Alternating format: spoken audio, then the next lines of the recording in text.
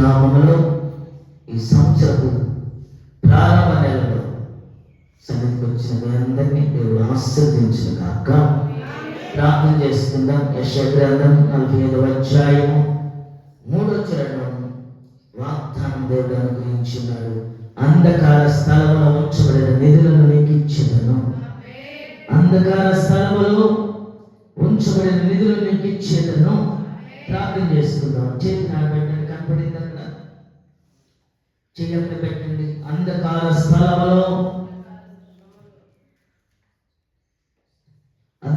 స్థలములో ఉంచబడిన నిధులను దేవుడు మనకి పోతున్నాడు. ప్రార్థన చేసుకున్న మహాపరిశుద్ధుడా, సర్వోన్నతుడా, మీరు ఇచ్చిన వాగ్దానమును యేసు నామములో ఒక్కొక్కరి పట్ల నెరవేర్చబడును గాక, నెరవేర్చబడును గాక. యేసు నామములో నెరవేర్చబడును గాక. ఈ సంవత్సరం అంతా కృపతనే ప్రభావం మీరు ఇచ్చిన వాగ్దానమును కుటుంబాలలో స్థిరపరచు. మీ సన్నిధిలో నాటబడిన వారిగా సిద్ధపరచుని యేసు నామములో అడుగుచున్నాము తండ్రి, ఆమేన్.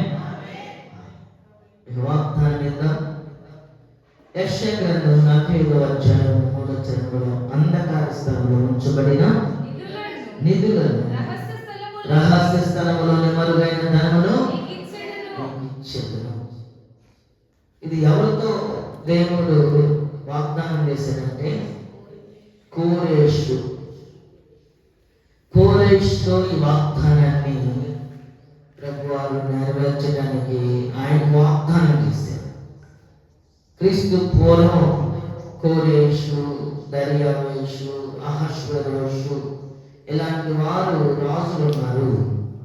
మాదియా పారసిక సామ్రాజ్యాన్ని పరిపాలించేవాళ్ళు వీళ్ళు. మాదియా పారసిక సామ్రాజ్యాన్ని పరిపాలించేవాళ్ళు ఒకళ్ళు కోరేషు, దర్యావేషు, అహష్వేరోషు. ఈ రాజులలో కాలంలో దేవుడు వాగ్దానాన్ని కోరేషు ఇచ్చాడు. దేవుని స్తోత్రం, హల్లెలూయా, హల్లెలూయా. వాగ్దానాన్ని నెరవేర్చడానికి దేవుడు చెప్పాడు. ఆయన పుట్టక ముందే వాగ్దానాన్ని మరి కోరేషు వరకు ఈ వాగ్దానం సిద్ధపరచాడు. ఇప్పుడు 2025 ఈ ప్రారంభ జనవరి నెలలో దేవుడు మనకి ఇచ్చిన వాగ్దానం 2వ చరణం చదివితే ఇక్కడ నేను నీకు ముందుగా పోవచ్చు, మెట్టగా ఉన్న స్థలంలో సలాం చేసేదను, ఇత్తడి తలుపును పాల్గొట్టేదను, ఇనుప గడియలు విడగొట్టేదను, పేరు పెట్టి నిన్ను పిలిచి ఇశ్రాయేలు దేవుడైన యెహోవాను నేనే అని నేను తెలుసుకున్నట్లు అంధకార స్థలంలో ఉంచబడిన నిధులను రహస్య స్థలములో మరుగైన ధనమును ఇచ్చెదను. దేవునికి స్తోత్రం, హల్లెలూయా, హల్లెలూయా. కోరేషు ఎందుకు వాగ్దానం చేశాడు? నేను మీకు చెప్పొచ్చేది ఏంటంటే, ఈ వాగ్దానం చేసిన వాడు కోరేషు ఏం చూసి ఈ వాగ్దానం నెరవేర్చాడు. కోరేషు గురించి 2-3 వాక్యాలు తెలుసుకున్నాక ఇందులో ఉన్న ఆశీర్వాదాన్ని బయటికి తీద్దాం. ఇందులో రహస్య స్థలంలో దాచుకొచ్చిన నిధులను బయటికి తీద్దామా? తీవద్దా? ఇది మెత్తగా ఉండాలి. అసలు ఎట్లా ఉండాలి? ఎంత ఎక్సైట్మెంట్ ఉండాలి? ఎట్లా ఉండాలి? రహస్య స్థలంలో మరుగైన ధనం నీకు ఇస్తానంటున్నాడే. అప్పుడు ఎట్లుండాలి? ఎంత సంతోషంగా ఉండాలి? కోరేషు కొరకు ఇది వాగ్దానమే కాదు, మాటే కాదు, మాట చెప్పుకోరు దేవుడు, దాన్ని నెరవేర్చడు.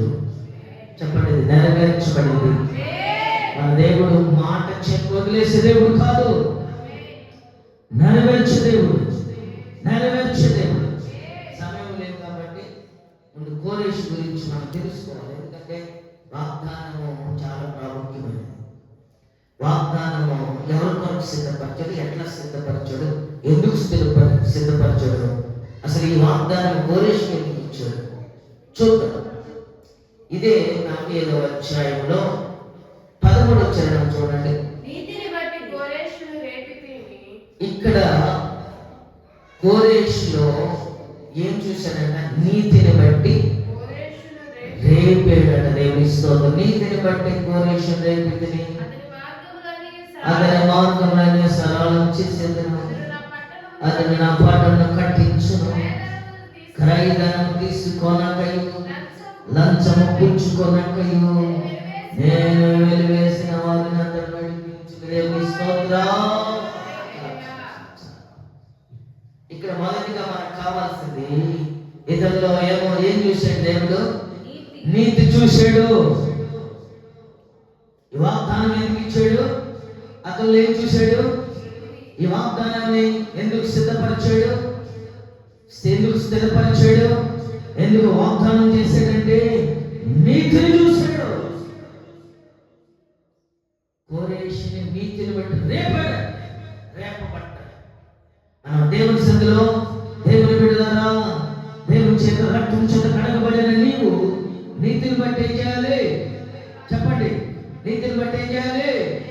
నోరు తెరిస్తే మంచిది కదా. నీతిని బట్టి ఏం చేయాలి? రేపబడాలి. నీతి దగ్గర మనం రేపబడాలి. కోరేషు రేపబడ్డాడు. తన అంతరంగాన్ని చూశాడు.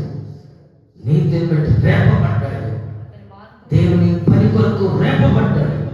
దేవుని పరీక్షని కొరకు రేపబడ్డాడు. పరీక్షలలో పాల్గొస్తున్నాయి.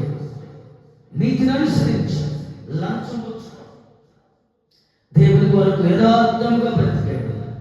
మొదట అది చూశాడు. దేవుని స్తోత్రం. హల్లెలూయా, హల్లెలూయా. అది చూసే నీతిని బట్టి రేపబడ్డాడు. మొదటి చరణం చదవండి. 45వ అధ్యాయం మొదటి చరణం చదవండి. ఎవరి పక్షమున? కోరేషు పక్షమున జనములను జయించుటకు అతని కుడి చేతిని పట్టుకుని ఉన్నాను. నేను రాజుల నడికట్లను పేలను, ద్వారములు అతని ఎదుట వేయబడకుండా తలుపులు తీసేదనని యెహోవా తానే అభిషేకించెను. ఆమేన్. రెండోది ఏంటి? మొదట నీతిని చూశాడు. దేవుడే వచ్చి అతను ఏం చేశాడట? అభిషేకించే. దేవుని స్తోత్రం. హల్లెలూయా, హల్లెలూయా, హల్లెలూయా, హల్లెలూయా. అతని ఎదుట ద్వారములు తెరిచి కోరేషు ఏం చేశాడట? ఎంటారా? జాగ్రత్తగా వినండి. కోరేషు అభిషేకించాడు. మొదటి నీతిని బట్టి రేపబడ్డాలి. రెండవది అభిషేకించాలి. ఈ వాగ్దానం కాదు, ఏ వాగ్దానం పొందుకోవాలి?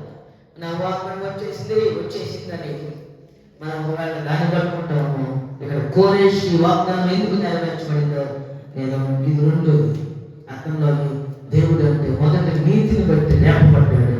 రెండవది అభిషేకింపబడ్డాడు.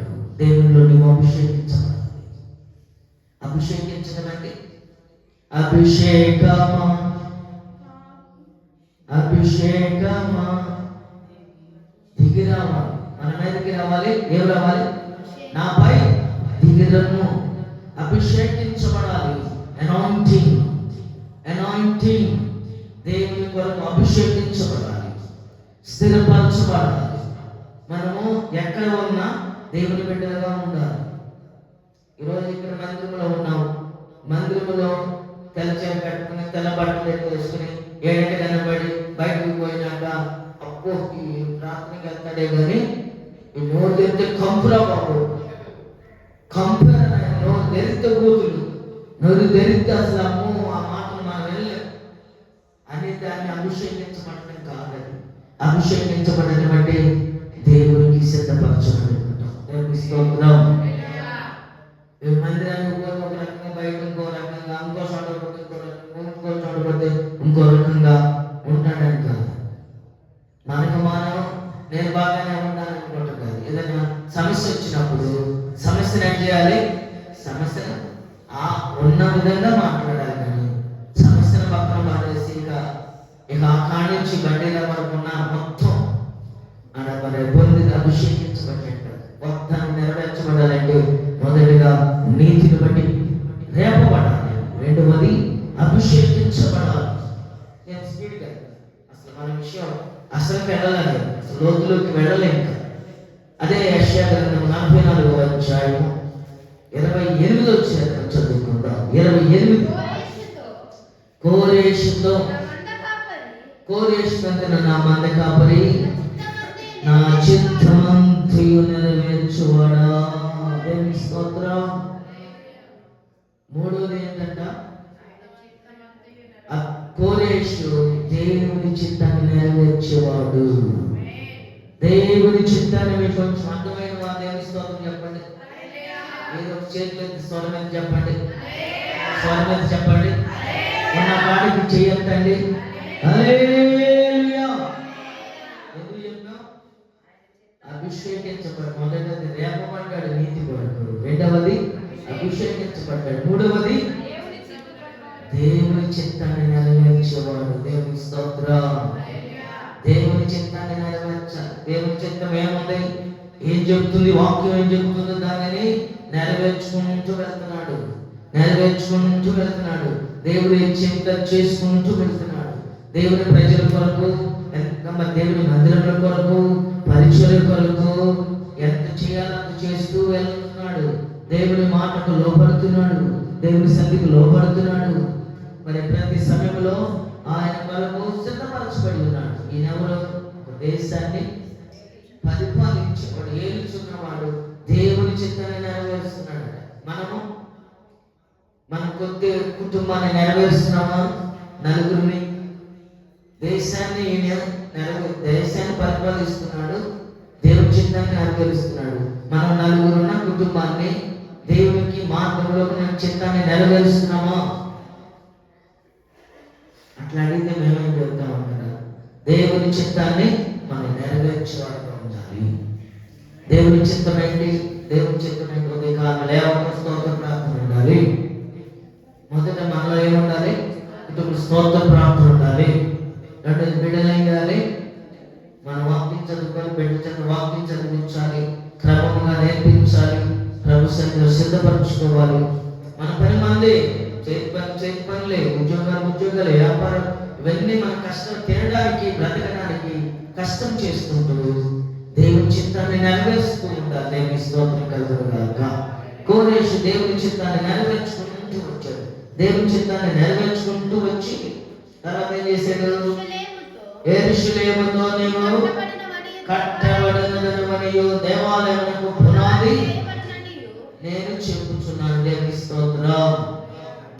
మొదటి నీతిని బట్టి రేపబడ్డాడు, రెండవది అభిషేకించబడ్డాడు, మూడవది దేవుని చిత్తాన్ని నెరవేర్చాడు. నాలుగవ మాట కూడా చూసుకుని మనం లోతుగా వెళ్ళిపోదాం. ఈ వాక్యములో ఉన్న వారి రహస్యాలలో నిధులను దేవుడు మనందరికీ అనుగ్రహించుగాక.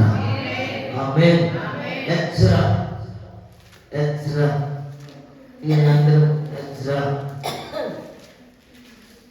మొదటి అధ్యాయం నుంచి కొంచెం చదువుకుందాం.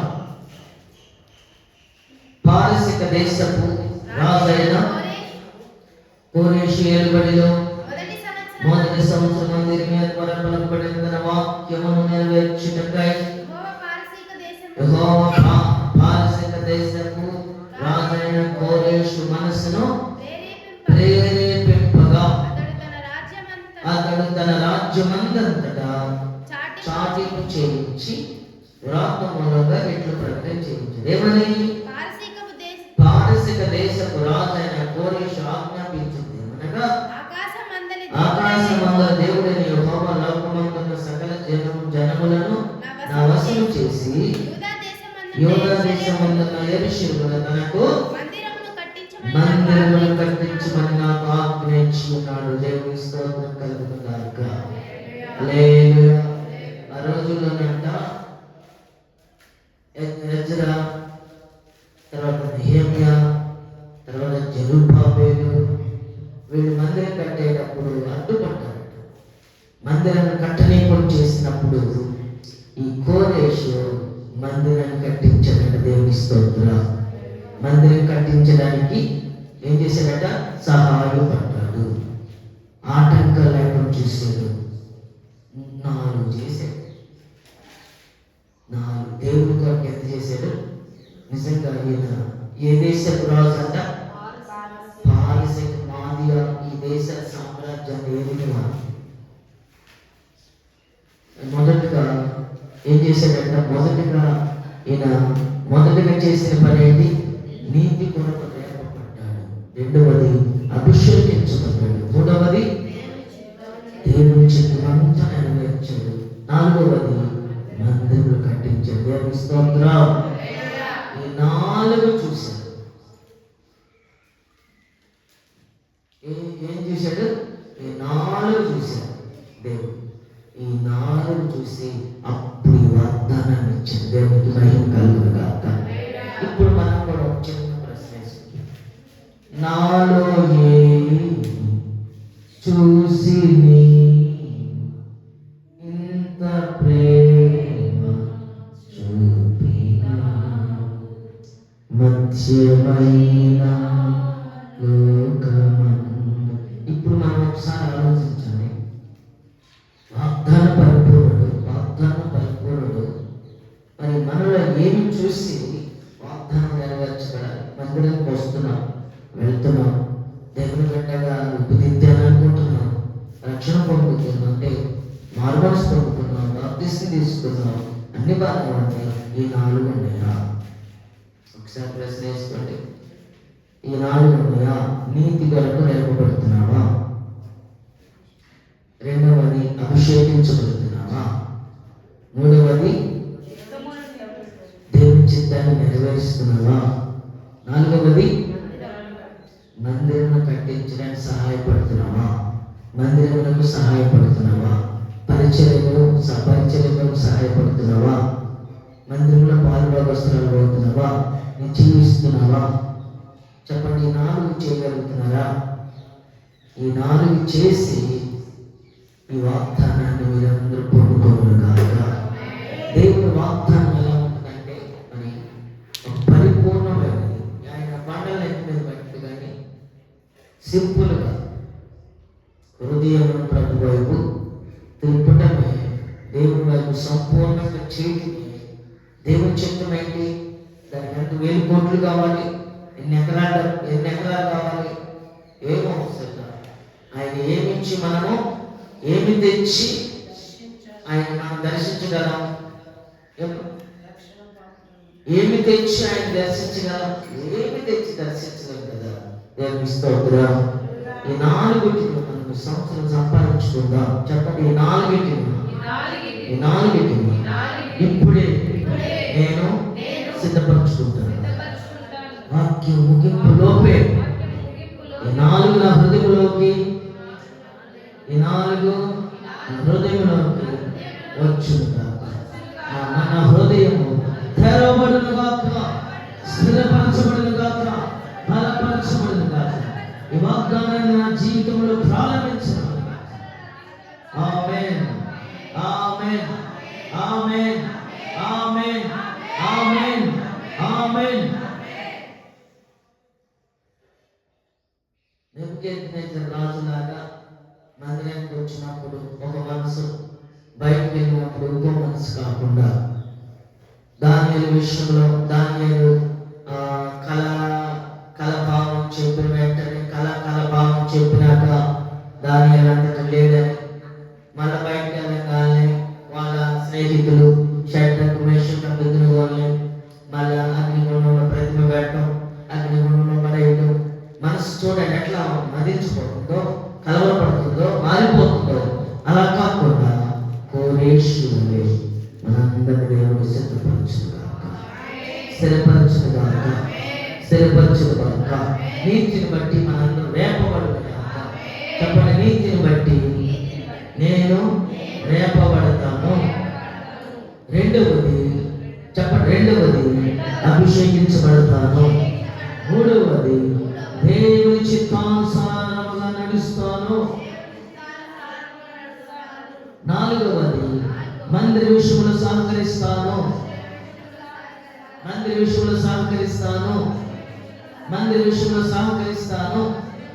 అప్పుడు 3వ చరణంలో రాయబడిన మాటలు వెంటనే దేవుడు ఏం చేశాడంటే పేరు పెట్టి పిలిచి. ఏముంది? పేరు పెట్టి యెషయా గ్రంథం 45వ అధ్యాయం 3. పేరు పెట్టి పిలుస్తాడంటే ఎవరు? ఇశ్రాయేలు దేవుడు. నువ్వు తెలుసుకున్నాడు అంధకార స్థలంలో ఉంచబడిన నిధులకు నువ్వు ప్రాప్తురాలు అవుతావు. అప్పుడు పేరు పెట్టి పిలుస్తాడు, నా కుమార్తె అని. నువ్వు అప్పుడు అంధకార స్థలంలో దాచుకొంచబడిన నిధులకు ప్రాప్తురాలు అవునుగాక, ప్రాప్తుడు అవునుగాక. ఆమేన్ చెప్దామా? ఆమేన్, ఆమేన్. 10 లక్షలు సూట్ కేసు ఇచ్చి కొన్నిసార్లు పెద్ద పెద్ద ఆఫీసర్లకి, ప్రజలకు డబ్బులు ఈ సంక్షేమ పథకాలకి మనం సూట్ కేసు తెచ్చి 10 లక్షలు ఎవరు వాడుకోవడాక, ఆఫీసర్ వాడుకోవడాక, ఇది చెప్పండి, పంచడానికి మాత్రమే. అది ఉపయోగం లేదు. మనం ఇప్పుడు మనం చూసి మనకి ఎవరి దగ్గర ఉండి అనే డబ్బులు చూసి మనము సంతోషించగానే మన దగ్గర రావాలి. వాటిని మనం వాడుకునేటట్టుగా దేవుడు మనల్ని వాటికి స్థిరపరచుగాక. అంతేనా? సామెతలో ఉంది కదా, దేవుడిని ప్రేమించే వారిని దేవుడు ఏం చేస్తాడట? చెప్పండి. మేము ఎప్పుడు ప్రేమిస్తున్నాగా మేమేది అని మీరు అడగలితే అడగండి. చూడండి ఎక్కడ ప్రేమిస్తున్నారు. అడుగడుగున ఏదో ఒక నట్టి అడుగడుగున ఈ 4 ఉన్నాయా? దేవుని స్తోత్రం. ఈ నెలలో దేవుడు ఈ వాగ్దానాన్ని పరిపూర్ణంగా స్థిరపరచుగాక. ఇప్పుడు వరకు జరగలేదు. ఇప్పుడు వరకు జరిగిన ఒక ఎత్తు తీసేయండి. ఇంకెన్ని సంవత్సరాలు ఇట్లా ఈ బ్రతుకు మనకి దేవుని సరి పొద్దున్నే ఎర్లీగానే వస్తున్నారు కాబట్టి ఇప్పుడు జరగబోతుంది మరి ఒక ఎత్తు. దేవుని స్తోత్రం. మీ విషయంలో దేవుడు ఒక ప్రత్యేకమైన ఆలోచన కలిగి ఉన్నాడు. ఒక నిర్ణయాన్ని ఇంకొచ్చేసాడు. దేవుడే ఒక ప్రణాళికతో వచ్చాడు. మన ఎడలని రక్షణ మరి నిరీక్షణ ప్రార్థన యొక్క సంఘస్థుల కొరకు దేవుడు ఒక నిర్ణయాన్ని తీసుకున్నాడు, ఒక ఆలోచన తీసుకున్నాడు. ఆయన ఆలోచనను మనందరము ఉపయోగమా? తప్పక ఆయన ఆలోచనకు మనందరము ఏం చేద్దామట? ఆయన మాట కొరకు మనందరము పరిపూర్ణంగా ఎదురు చూద్దాం. మనందరూ లోపల శిరస్సు వహించుదాం. ఆమేన్, ఆమేన్. ఈ నెలలో దేవుడు మొత్తం మీద కొంతమందిని దేవుడు సిద్ధపరచుకుంటున్నాడు. మీరు తీసుకున్న నిర్ణయాన్ని బట్టి దేవుడు మిమ్మల్ని లేవనెత్తబోతున్నాడు. మనుషుడు లేవనెత్తగలరా? 10,000 లేవనెత్తామా? ఈ నెలలో ఒకళ్ళు వచ్చి 10,000 సంక్షేమ పథకాలను 10,000 ఇచ్చాడు అనుకోండి, లేవనెత్తబడతామా? 10,000 10,000 10 నిమిషాలు ఉంటాయా? 10 నిమిషాలు ఉంటాయా? చెప్పండి. 10 నిమిషాలు ఉంటాయా? ఒక తొట్టి కట్టుకుంటాం. ఒక తొట్టిలో నీళ్లు పోతాం. మనం తీసే కొద్దికి నీళ్లు అయిపోతాయా? ఉంటాయా? అదే బావైతే దేవుడు కరిగిపోతున్నాడు. దేవుడు ఎట్లా ఉంటుందంటే అబ్రహామును పిలిచాడు అంతే, వదిలేసి. దేవుడు ఎట్లా ఉంటుందంటే అడ్రస్ చెప్పడం, అడ్రస్ ఎవరు, డోర్ నెంబర్ సహా, పలానీళ్ళు ఇటు ల్యాండ్ మార్క్ దగ్గర పలానా ఇది ఉంటుంది. ఏం నథింగ్ డు ఇట్. ఏముంటుంది? పిలుస్తాడు అంతే, దిక్కు చూపిస్తాడు, డైరెక్షన్ ఇస్తాడు. తూర్పు పడమరా, ఉత్తరమా, దక్షిణమా చూపుతాడు అంతే, వదిలేస్తాడు. మన విశ్వాసాన్ని బట్టి దేవుడు పరిపూర్ణ కార్యాలు జరిగిస్తాడు. క్రియలు కలిగిన విశ్వాసం అనుకోండి, విశ్వాసాన్ని బట్టి నీకు నీ విశ్వాస పరిమాణాన్ని బట్టి దేవుడు ఆశీర్వదించడం ప్రారంభిస్తాడు. దేవుని బిడ్డలందరం అంతే. మన విశ్వాస తండ్రి అబ్రహాము పిలిచిన దేవుడు నిన్ను కూడా ఇప్పుడు కోరేషించిన వాగ్దానాన్ని దేవుడు నెరవేర్చుగాక. మొదటి మాట మనలో ఏముండాలంటే, మొదటి ఆశీర్వాదపు మాట ఏంటంటే, ఈ సంవత్సరపు ప్రారంభంలో దేవుడు ఈ వాగ్దానానికి లోపల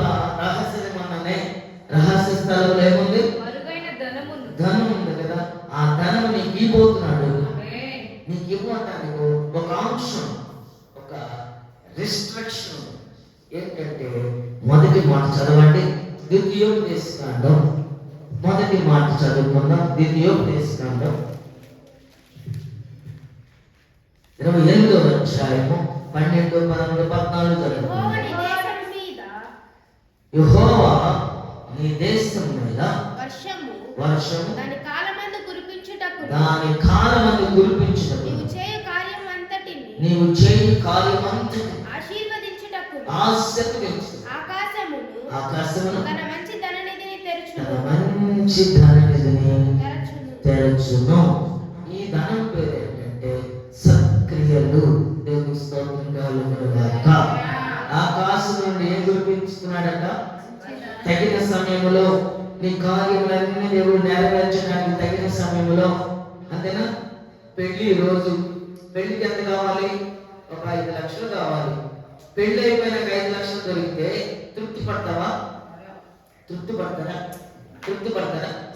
పెళ్లి ఒక వారం ఉందనగా మొత్తం ఖర్చులు 5 లక్షలు 10 లక్షలు ఖర్చు అయితే ఎస్టిమేషన్ వేసుకుంటారు.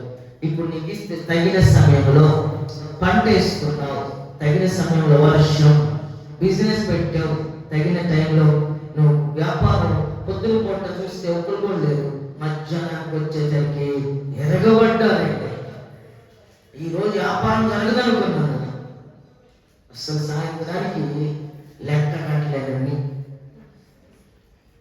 పంట వేశాడు, పంట పండదేమనుకున్నాను, కానీ దేవుడు ఏం చేశాడు? ఆశీర్వదించి. గొర్రెలు ఉన్నాయి, ఒక గొర్రె తెచ్చి మేపుకుంటున్నాం. దేవుడు ఏం చేస్తాడంటే ఆ గొర్రెని ఏం చేస్తాడు? 100 గొర్రెలకి చేయగలిగిన దేవుడు. చేతిలో పని ఉంది, చేతి పని దేవుడు ఏం చేస్తాడు? కొంతమందికి మిగులుకోవడం, కొంతమందికి 2000 రూపాయలు సంపాదిస్తారు. కానీ ఒక సోదరుడు అంటుంది, అన్న మా ఆయన రోజు 7 పెడితే 2000 వస్తాయి, ఊరికట్ట 7 పెడితే 2000 వస్తాయి, అట్లా 7 పెడితే 4000 వస్తాయి. ఏ సుఖం? 4 రూపాయలు మిగిలినాడు. 2000 4000 రోజుకి వచ్చిన ఉపయోగం ఉందా? 4 రూపాయలు ఇంటికి తేడాలంట. దేవుని స్తోత్రం. తగిన సమయంలో దేవుడు నిన్ను ఆశీర్వదించబోతున్నాడు. తగిన విధముగా నీకు ఎప్పుడు అవసరమో తగిన సమయంలో తగిన కాలంలో దేవుడు నిన్ను జ్ఞాపకం చేసుకోబోతున్నాడు. ఆకాశం నుండి నీ కొరకు మంచి ధననిధిని దేవుడు సిద్ధపరచబోతున్నాడు. ఆమేన్, ఆమేన్, ఆమేన్, ఆమేన్. ఈ 28వ అధ్యాయంలో 1 నుండి 14 చరణాలు. ఈ 14 చరణాల్లో ఎన్ని ఆశీర్వాదాలు పట్టుకుంది? ఎన్ని ఆశీర్వాదాలు? రాత్రి ఒక అధ్యాయం చెప్పాను, 16, 17 ఆశీర్వాదాలు పట్టించారు. దేవుని స్తోత్రం కలుగునుగాక. యెహోవా నీ దేశము మీద తగిన సమయంలో వర్షం పెడతానంట. ఇక మొదటగా స్టార్ట్ అవుతుంది. ఏమని?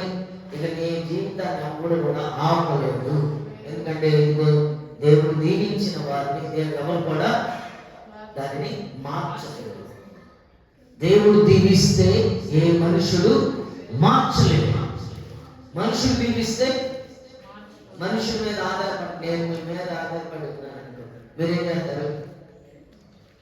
మీకు నచ్చినప్పుడు బాగా ఉంటుంది, నచ్చినప్పుడు ఎత్తికి వెళ్తారు. అప్పుడేమైంది? ఎముకలు, కీళ్ళు, మోకాళ్ళు, చేతులు పగిలిపోయి హాస్పిటల్లో. మీకు నచ్చదు. దేవుడైతే ఆయన ఆశీర్వదించే దేవుడు. మీరు ఆశీర్వాదం ఎలా? మనుషుల ఆశీర్వాదం ఎంతవరకు? ఒకసారి అడిగితే మొదటి అడిగాడు, రెండోసారి అడిగితే ఇంకొద్దిగా, మూడోసారి అడిగితే తల్లిదండ్రులని బిడ్డలు అడిగితేనే ఇవ్వరు. అంతేనే కాదు, బిడ్డలు వచ్చి 50,000 మీ అల్లుడు 50,000 కాకుండా కూతురు వచ్చిందనుకో, 50,000 ఇస్తాం గట్టానికి ఫస్ట్ టైం. రెండోసారి కూడా గట్టిగా కావాలని చెప్తే ఎత్తికి ఇస్తాం. మూడోసారి వస్తే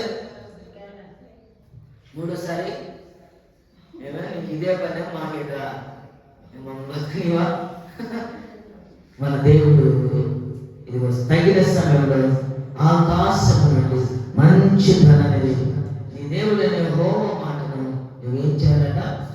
కోరేష్ వల్లే శ్రద్ధగా ఉన్నట్లయితే ఇది మళ్ళీ నీకు పట్టికంతా 1 నుంచి 14 చరణాలు మనం తీసుకున్నాం. 14 నుంచి వేరుగా ఉన్నాయి. 5 దేవుని స్తోత్రం.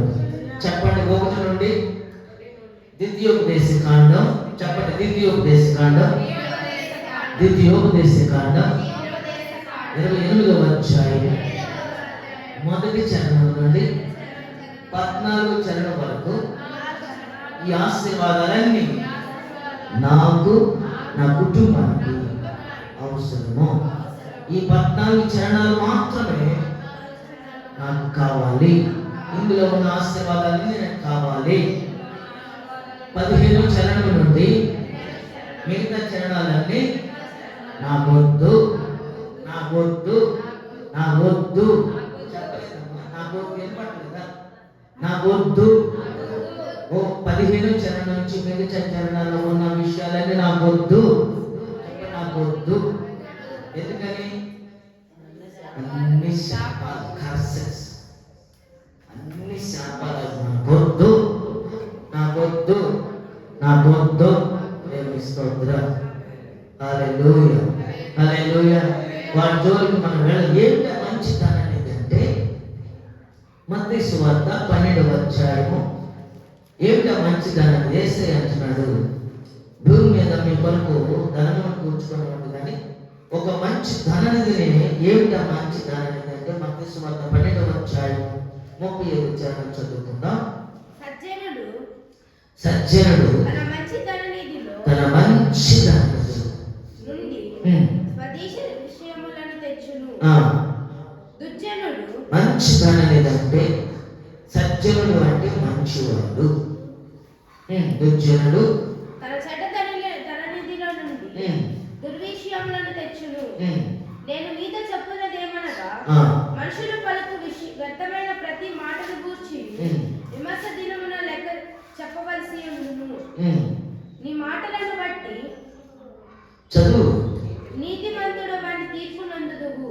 నీ మాటలను బట్టి నీతిమంతుడు వాని తీర్పు నందుదువు. నీ మాటలను బట్టి అపరాధం వాని తీర్పు నందుదువు. అప్పుడు శాస్త్రులను పరిశీలన మొదలుగా నీవని నాకు చూడకొచ్చున్నామని ఆయనతో చెప్పగా ఆయన ఎట్లా నేను దేవుని స్తోత్రం కలుగును గాక. హల్లెలూయా. సజ్జనుడు తన మంచి ధననిధిలో నుండి సద్విషయములు తెచ్చును. మనందరం ఎవరమంటే నీతిమంతులు, నీతి కొరకు రేపబడిన వారము. ఇక్కడ కూర్చున్న మనందరము నీతి కొరకు రేపబడ్డాము. యేసయ్య ఎవరు? ఆయన నీతిమంతుడు. ఆయన బిడ్డలమైన మనము నీతి కొరకు రేపబడ్డాం, స్థిరపరచబడి ఉన్నాం, ఏర్పరచబడి ఉన్నాం. మనందరం రేపబడ్డాం. నీతి కొరకు రేపబడిన మనము మంచి ధననిధిని దేవుడు ఆ మంచి ధననిధి ఎక్కడ ఉందంటే తిమోతి రాసిన మొదటి పత్రిక 6వ అధ్యాయము 19వ చరణంలో అక్కడ రాయబడిన మాటలు మనం చదువుకుంటే మనకు అర్థమైంది.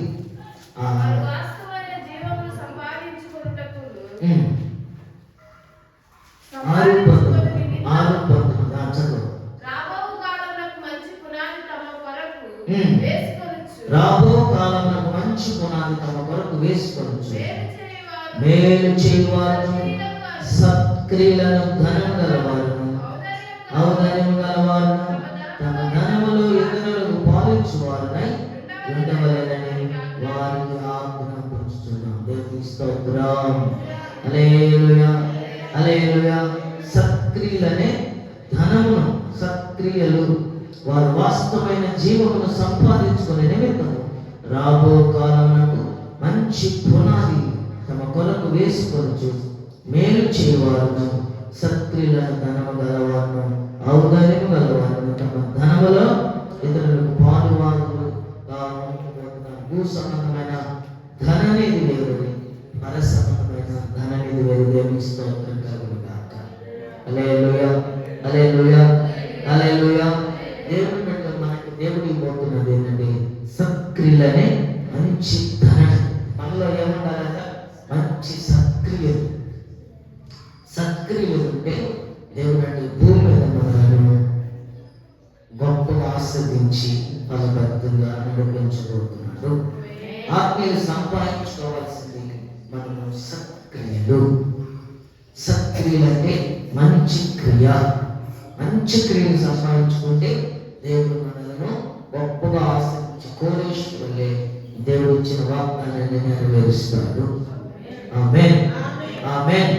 అంతటి వాడు మరి మామూలుగా అయితే ఆయన మరి లోక సంబంధమైన ఆచారం చేయాల్సిన వాడు మరి ఎందుకు దేవుడు అతన్ని ఏర్పరచుకున్నాడు? మనం తెలుసుకునే దేవుని సన్నిధిలోకి ఈ రోజున నడిపించబడ్డ అసత్క్రియలైన ధనమును మనం సంపాదించు. అసత్క్రియ ధనం అంటే ఎక్కడుందంటే భూమి మీద నీవు నడిపించడానికి దేవుడు నేను పోషిస్తాడు. అయితే నువ్వు పరలోకంలో ధనములు ఏం చేయాలంట? సమకూర్చుకోవాలి. భూమి మీద ఉన్న ధనం ఏమైపోతుందంట? ఏమో ఎంత ధనం ఉన్నా, అంబానీకి ఉన్న ధనమైనా, బిల్గేట్కి ధనం ఉన్నా, ఇంకోళ్ళకి ధనం ఉన్నా, ఈ ధనం అంతా ఏమైందంటే చెదలు పెట్టుకోవాలి. దేవుని స్తోత్రం. చెదలు పట్టింది, పుచ్చిపోయింది. ఏమైపోయిన తర్వాత ఆ ధనం అంతా పాడైపోతుంది. నువ్వు ఎక్కడ సమకూర్చుకోవాలంటే మంచి ధనం లేదంటే పరలోకములో సమకూర్చుకోవాలి. పరలోకంలో సమకూర్చుకుంటే అప్పుడు నువ్వు ఆశీర్వదించబడతావు. భూమి మీద నీకు కావాల్సిన సంపద అంతా దేవుడు అనుగ్రహిస్తాడు. నీతిమంతుని ఇల్లు గొప్ప ధననిధి. నీతిమంతుని ఇల్లు గొప్ప ధననిధి. సత్క్రియలు ధననిధి. ఎవరైనా వివాహం చేసేటప్పుడు, వివాహం జరిగించేటప్పుడు ధనమైన చూస్తే మాత్రం ఆ ధనము తీసుకున్నాము. ఒక 10 లక్షలు ధనం తీసుకున్నాను అనుకోండి. సపోజ్ పిల్ల సరిగ్గా లేదు. ఆ 10 లక్షలు అయిపోయినాక పిల్లలు ఏం చేస్తారంట? ఆ 10 లక్షలు అయిపోయినాక 10 లక్షలు అచ్చేట్లో అయిపోతే పెళ్లి రోజే అయిపోయినాక పిల్లల మిగిలి ఉంటుంది కదా, ఆ పిల్లలు ఏం చేస్తారు? ఆ పిల్లలు ఆ అమ్మాయి గుడ్డుదో గూందో అనుకోండి, జీవితం అంతా ఏం చేస్తారు? బాధ పెట్టి ఒక నెల అయిపోయినాక ఇంటికి పంపించేసి నాకు వద్దంట. ధనం, ఈ లోకము ధనం ఎట్లా ఉంటుందంటే అది అయిపోగానే చిమ్మటి పట్టుకొని అది ఏమవుతుందంటే మనిషిని ఏం చేసింది? అంతం చేసింది. అదే నీకు సత్క్రియ ఉందనుకో, గుణం ఉందనుకో, మంచి గుణం ఉందనుకో, మంచి గుణం ఉందనుకో, ఆ గుణం ఏం చేసిందంట?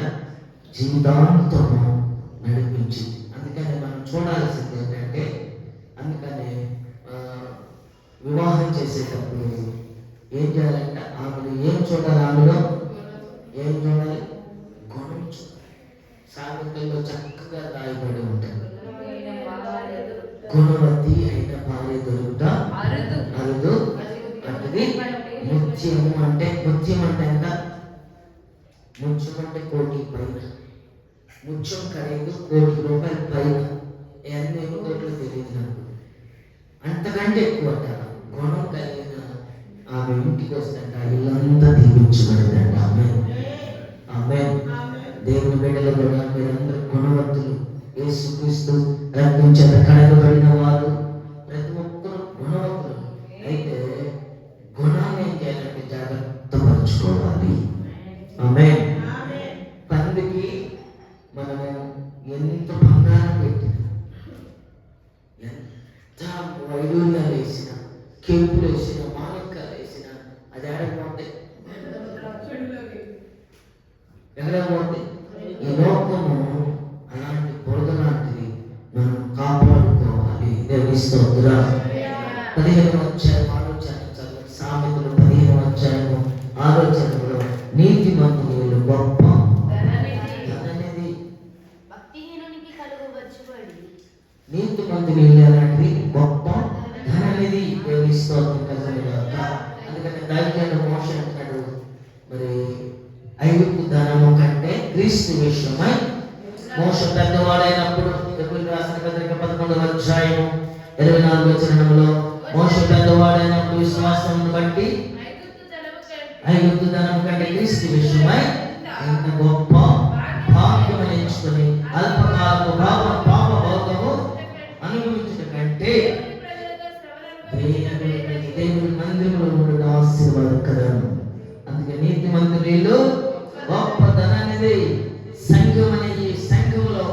గుణము అనే ధనమును మనం సంపాదించుకోవాలి. ఆమేన్. ఆ గుణం అనే ఆశీర్వాదాన్ని సంపాదించుకోవాలి. స్త్రీలైన మీరు ఎలా ఉంటారంటే, నేను చెప్పట్లేదు, మీకు ఎవరు దొరుకుతారంటే తిమోతి గారు దొరుకుతారు. అపోస్తలుడైన పౌలు తిమోతికి రాస్తూ ఉత్తరం రాస్తూ 2వ అధ్యాయం 9వ చరణంలో అపోస్తలుడైన పౌలు గారు చెప్తున్నాడు ఏమని? స్త్రీలను అనుకువయు స్వస్థ బుద్ధి గల ఉండి తగు మాత్రపు వస్త్రాలు ధరించుకుని జడలతోనైనను బంగారంతో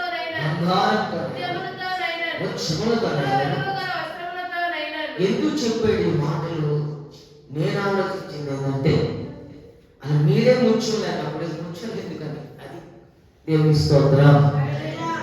దేవుడు ఏమంటున్నాడు? మనమే ముఖ్యం. ఇందాక ముఖ్యం కంటే గుణవత్తమైన భార్య దొరుకుతా అంత కాదు. ప్రతి పెళ్లి కూతురు గుణవతి అనుకుంటే మాయలో పడిపోయినట్టే. గుణవతి అయిన భార్య దొరుకుతా అరుదు.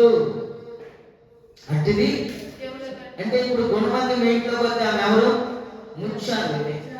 ముత్యమే అదన్నమాట. ముత్యము దేవుని స్తోత్రం. ముత్యం కంటే అమూల్యమైనది. ఆమేన్. ముత్యం కంటే అమూల్యమైన స్త్రీ అయిన మీరు దేవుని సన్నిధిలో, దేవుని మందిరంలో మీరు ఒక గొప్ప ముత్యం కంటే అమూల్యమైన వారు. పేతురు గారు అంటున్నాడు 3వ అధ్యాయం 3 చరణాల్లో చదువుకుంటే, ఒకసారి తిమోతి అదే 10వ చరణం చదవండి. తిమోతి రాసిన మొదటి పత్రిక 2వ అధ్యాయం 10వ చరణం. దైవభక్తి గల వారని చెప్పుకోవచ్చు. దైవభక్తి కలిగిన వారని చెప్పుకోవచ్చు. స్త్రీలకు తగినట్టుగా సత్క్రియల చేత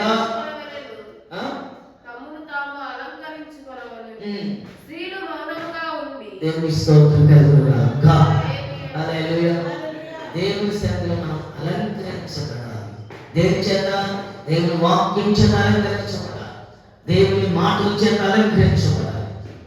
ఇప్పుడు పేతురు గారు ఏమంటున్నాడు? 3వ అధ్యాయంలో పేతురు గారు ఏమంటున్నాడు? అటువలే స్త్రీలారా మీ సొంత పురుషులకు లోబడి ఉండి, అందువలన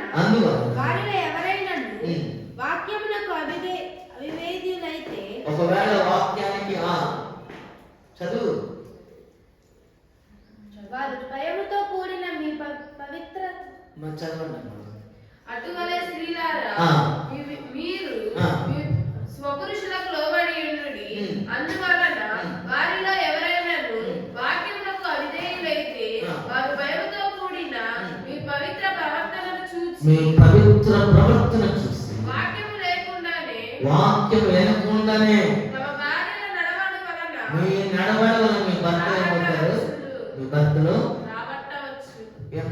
పేతురు గారు చెప్పినట్టు ఆయన అడగండి, ఏమయ్యా మా గురించి ఎంత చెబుతారా? మా భర్త రాకపోతే సరే నేను సర్లేదంటారా? ఆయన అన్న అడగండి. దేవుని స్తోత్రం. పేతురు గారు అంటున్నాడు, మనలో స్త్రీలైన మిమ్మల్ని బట్టి, మీ అలంకరణ బట్టి, మీ గుణాన్ని బట్టి వారు వాక్యం వినకుండానే, వాక్యం వారు చెవి పడకపోయినా మిమ్మల్ని బట్టి వారు ప్రభు సన్నిధికి వస్తారు. దేవుని స్తోత్రం. హల్లెలూయా. కోరేషులో 4 విషయాలు. ఆ దేశమే ఎలా ఉందంట? ప్రశాంతంగా ఉందంట. ఎవరిని బట్టి? కోరేషుని బట్టి. దేవుని స్తోత్రం కలుగునుగాక. మిమ్మల్ని బట్టి మీ భర్తలు ఎలా ఉండాలి? ఇప్పుడు సమాధానకరంగా ఉండాలి, ఆశీర్వదించబడాలి. మీరు అడుగు పెట్టిన చోటు ఏమైపోవాలి? అంధకార స్థలంలో ఉన్న నిధులు బయటకు రావాలి. చేలేసారా? అడుగు పెట్టారా? ఆ చేను ఎలా అయిపోవాలి? పచ్చగా మార్చబడాలి. అగ్ని చేత నింపబడాలి. అడుగు పెట్టి ఆ భూమి అంతా ఎంత ఉండాలి? అగ్నితో నింపబడాలి. దేవుని స్తోత్రం కలుగునుగాక. మీ భర్తకు చెప్పాలి, ఒకరోజు సాక్ష్యం చెప్తారు. నేను ఎంత ఇబ్బంది పెట్టిన వారు ప్రార్థన మానుకోవాలా? ప్రార్థన చేస్తానే ఉంటుంది నా భార్య. వాక్యం చదువుకుంటూ ఉంటుంది, రాత్రి వెళుతూ ఉంటుంది. ఆమెలో ఏ ప్రవర్తన కూడా మంచి ప్రవర్తన తప్ప వేరే ప్రవర్తన నేను చూడలేదు. వెళ్ళొద్దన్నా నేను ఒక్క మాట అనుకోను. నేను ఎంత తెచ్చినా కానీ, ఎంత అరిసినా కానీ ఒక్క మాట మాట్లాడదు. వాక్యం ఆమెను చూసి నేను వాళ్ళ మనసు పొందుకున్నాను అన్నవారు రాబోయే దినాలలో వచ్చును గాక. ఆమేన్, ఆమేన్. అలాగే ఎందరైతే స్త్రీలు ఉంటారో రెండవ మాట ఉంది కానీ టైం అయిపోయింది కాబట్టి ప్రభువు మిమ్మల్ని సిద్ధపరచును గాక. ఆ విధంగా సిద్ధపరచును గాక. కోరేష్కి ఇచ్చిన వాగ్దానం ఏంటంట అంధకార స్థలంలో ఉంచబడిన నిధులను దేవుడి మాట ఈ ఆశీర్వాదం ఈ వాగ్దానాన్ని మన జీవితం నెరవేర్చును గాక. ఆమేన్.